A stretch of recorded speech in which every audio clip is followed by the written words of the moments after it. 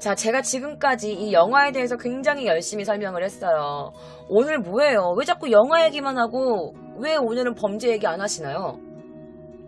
그런데 여러분, 제가 지금까지 드렸던 이 모든 이 영화의 시놉시스가 실제로 일어난 사건이라면 여러분 믿으시겠어요?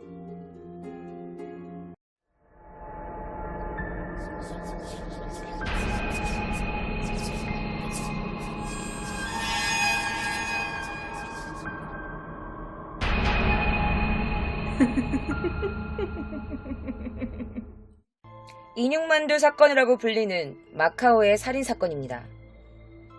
1985년 8월 8일 점심시간, 적지 않은 사람들이 바닷가에서 막 수영을 하고 있습니다.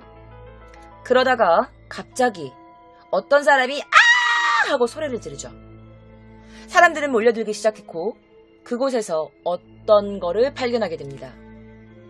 바로 절단된 사람의 팔다리를 발견하게 된 거죠. 사람들은 경찰에 신고했고 도합 8개의 시체 토막을 그곳에서 건져냅니다. 자, 그로부터 며칠 후 같은 지점에서 연달아서 11개의 시체 토막이 또다시 발견돼요. 그리고 시체를 부검한 결과 모두 굉장히 날카로운 도구에 깔끔하게 절단된 것으로 보였죠. 그로부터 8개월 후인 1986년 4월, 한 통의 편지가 경찰들한테 배송됩니다. 그리고 발신인은 팔선 반점이라는 식당에서 온 거였어요. 그 식당의 주인이었던 린이란 사람의 친동생이었습니다. 자, 편지 내용을 읽어보니까 작년 8월쯤 발신인의 친형, 즉 팔선 반점의 주인인 그 린이 갑자기 실종되었고 린의 식당은 황 씨라는 어떤 남자가 차지하게 됩니다. 자, 그 남자의 얼굴 궁금하신가요? 지금부터 그 황 씨라는 사람의 실제 사진을 보여드리겠습니다. 바로 이 사람입니다. 자, 팔선반점의 주인이 사라지고 그 가게를 독점하게 된 이 황 씨라는 사람. 그 팔선반점의 린의 동생에 의하면 이 황 씨가 린의 아내의 천이라는 여성과 사실은 불륜관계였다. 그리고 그 둘이 작정을 하고 우리 형을 죽였다. 라면서 경찰들에게 얘기를 합니다. 또한 주인이었던 린을 죽인 후에 그 둘 사이에 뭔가 충돌이 생겨서 황 씨가 린의 아내와 그리고 그 가족들 모두를 살해했다 라고 밝힙니다. 사실은 린의 동생이 이렇게 말로는 설명했지만 뚜렷한 증거는 없었어. 그래서 어쨌든 린의 동생의 이야기를 토대로 경찰들은 황 씨 주변을 조사하기 시작합니다. 자, 경찰들은 일단 발견된 시체 토막들 중에 한 여성의 잘린 손의 지문을 검사하기 시작하는데요.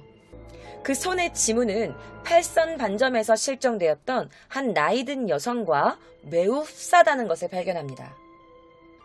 그래서 경찰들은 팔선 반점의 새 주인, 이 황 씨를 아주 엄밀히 조사하기 시작하죠.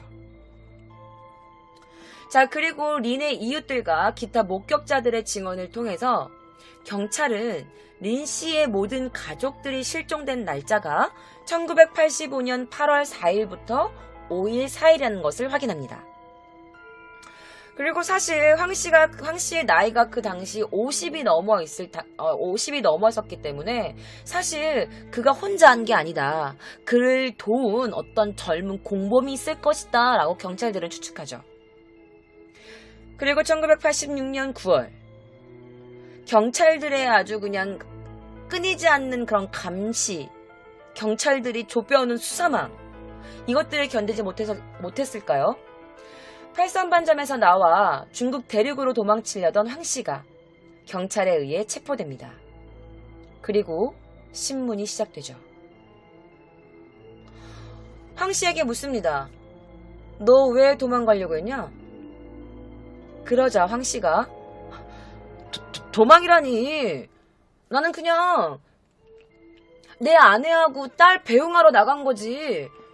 도망가려고 간 거 아닌데? 린 씨 어디 갔어? 아, 린 씨의 식당을 왜 지금 네가 하고 있냐고. 근데 훔친 거 아니에요. 그거 린 씨가 그 식당이랑 그 식기들 같은 거 전부 다 나한테 판 거예요. 내가 돈 주고 정당하게 산 거라니까? 라면서 자신은 죄가 없다. 왜 나한테 누명을 씌우려고 하냐? 라면서 오히려 경찰들을 타박하기 시작합니다. 자, 그날 밤 갑자기 그가 거칠게 숨을 쉬면서 천식이 도졌다느니 갑자기 혀를 깨물면서 나 죽어버릴 거야 라면서 자살을 시도합니다.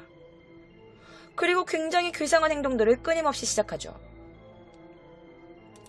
그때 언론에서 피해자들의 사진이 올라옵니다. 이 사진들은 실제 피해자들입니다. 다음날 경찰은 팔선반점에서 실종된 사람 총 10명의 사진을 정식으로 공개합니다.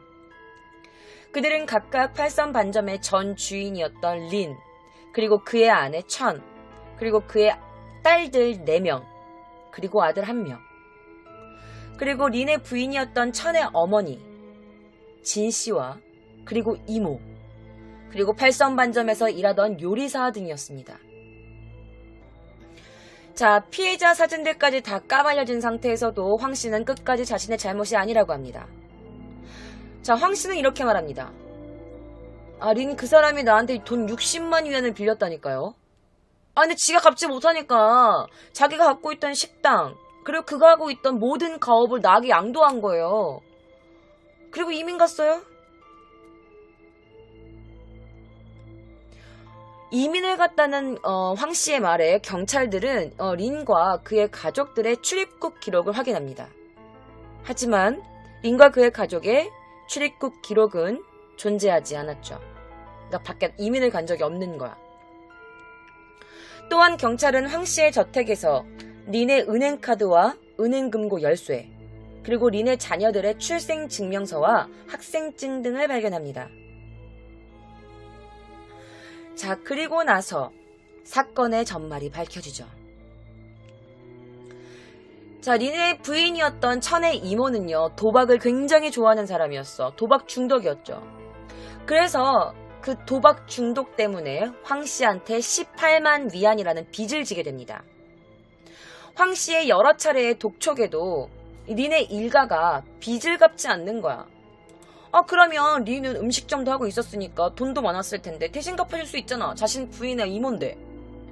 하지만 린조차 내가 돈을 왜 갚아?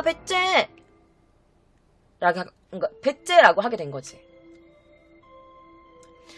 자, 돈을 갚지 않는 린 씨의 일가에게 드디어 그가 폭발하게 됩니다.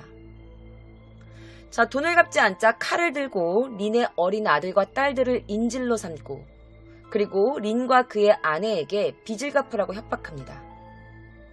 결국 몸싸움이 일으키게 되고 그는 린과 그의 아내 천, 그리고 린의 어린 딸과 아들들을 모두 살해합니다. 그리고 당시 그들과 함께 일했던 팔선반점의 요리사조차 죽음을 면치 못했죠. 자, 린의 아들은요, 황 씨에게 살해당할 때 이렇게 말했다고 합니다. 우리 이모 할머니가 아저씨 신고할 거예요. 라면서 소리쳤고, 황 씨는 그 어린애를 살해하면서도 린의 이모를 찾아가 그녀마저 죽여버립니다. 자, 한꺼번에 너무 많은 시체를 처리하기 어렵게 되자 황 씨는 한 가지 아이디어를 떠올립니다. 바로 시체를 토막낸 후 내장을 꺼내고 살가죽을 잘라내어 일부는 탕을 끓이고 일부는 만두를 만들어서 손님에게 판매를 했던 것입니다. 그래서 시체들의 모든 증거는 팔선반점에 온 손님들의 뱃속으로 가라앉게 되죠.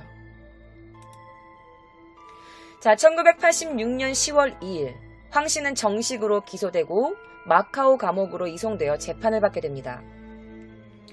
그리고 1986년 10월 4일 그는 마카오 감옥에서 쓰레기통을 이용해서 손목을 그어 자살 시도를 합니다. 왜 쓰레기통이 철로 이렇게 됐는데 뾰족뾰족하게 돼 있었나 봐. 그래서 거기다가 팔을 막 이렇게 그어서 자살 시도를 해. 그리고 나서 5시간 뒤에 구조됩니다. 그리고 겨우겨우 목숨을 건지죠. 그리고 2달 뒤인 12월 4일 그는 옥중에서 또다시 손목을 그었고 결국 그가 원하던 대로 그는 사망하게 됩니다. 자, 경찰은 이때까지도 10명의 실종자의 시체나 시체 초막들을 전부 다 찾아내지 못했어. 심지어 증거가 없으니까 이 사람들이 그냥 실종됐는지 죽었는지 알 수도 없었지. 그냥 죽었다라고 생각만 할 뿐이었어. 자, 그 바닷가에서 건져낸 11개의 시체 토막들 그리고 10명의 실종자들 것이 맞다고 팔선반점 부근의 주민들이 모두 확신을 했대요. 맞을 거야 라면서. 그리고 나머지 시체들은 또 어디에 있는지 그리고 그가 어떤 방식으로 살해했는지 왜 살해했는지 이 소문은 아직까지도 그 당시 동네에 살고 있던 이웃 주민들과 마카오 미디어를 통해서 계속 소문으로만 떠돌고 있다고 합니다. 그런데 여러분, 무서운 이야기가 하나 더 있는데요. 그 감옥에서 이상한 일들이 벌어졌다고 합니다. 자, 그가 죽을 때 유서를 쓰고 죽었다고 해요. 이 사건은 내가 한 게 아니다. 너희들은 나를 법으로 심판할 수 없어. 라는 유서를 남기고 죽었다고 하는데 그가 죽고 난 뒤 이 마카오 감옥에서 기이한 일들이 벌어지기 시작했다고 합니다. 그 마카오 감옥에 수감되어 있던 죄수들이 1명, 2명 굉장히 심한 가위에 눌리기 시작하고 밤에는 이상한 소리가 들리기도 하고 귀신을 봤다고 하는 사람들이 생겨나기 시작합니다. 죄수들뿐만이 아니었어요.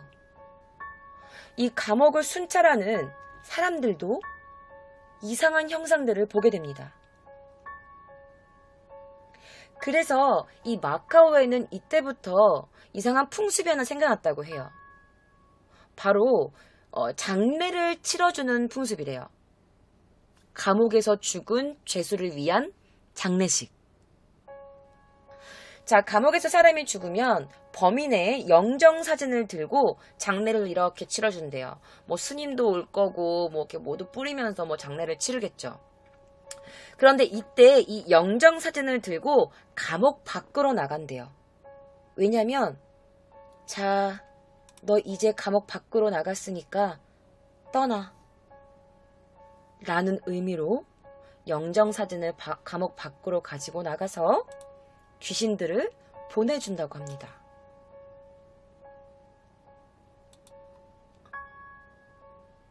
진짜 그가 죽어서 마카오 감옥에서 유령이 된 걸까요? 사람들을 이렇게 많이 죽여놓고 대체 그는 뭐가 억울했던 걸까요?